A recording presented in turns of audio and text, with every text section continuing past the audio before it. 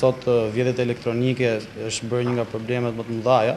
Ka persona që e bëjnë për përfitimet e veta të ndryshme, ka nga ata të tjerë pastaj që e bëjnë thjesht për qef, për pasion, për të dëmtuar tjetrin, ose thjesht për treguar që unë di ta bëj këtë gjë, në ti se merr vesh tot se kush jam unë.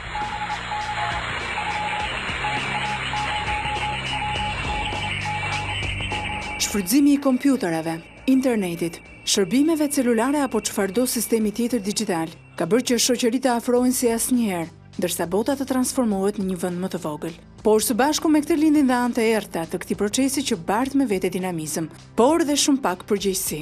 Devijime të tilla si rezultati i teknologjisë avancuar dhe sidomos të internetit janë krimet elektronike.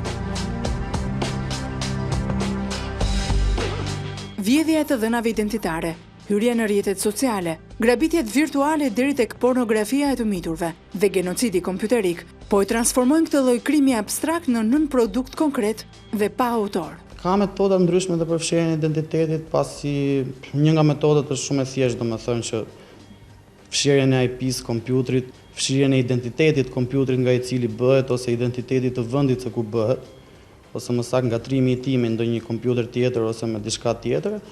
Përgjithsisht përdoret në për qendra interneti ku sigurisht kontrolli është akoma më i vogël. Rastet janë të shumta dhe ky lloj krimi ka filluar të përhapet gjërësisht dhe në Shqipëri. Në kundërpërgjigje, në polici është hapur një sektor i veçantë, i cili merret me denoncimet dhe hetimet për të rënë në gjurmët e piratëve kibernetik. Sot është krijuar struktura e cila do të mbulojë tërë këtë gamë veprash që deri dje ishin të pambuluara nga legjislacioni jonë.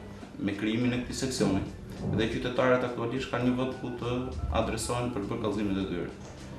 Mes kallëzimeve të shumta, policia ka hansur dhe në mjaft raste të krimit kibernetik në rrjetet sociale. Rastet më tipike janë ato të kërcënimeve në Facebook dhe vjedhjet e fjalëkalimeve. Ky sektor i krijuar në drejtorinë e policisë shkencore jep një ndihmë të madhe dhe për evidentimin e gjurmëve elektronike, siç e themi.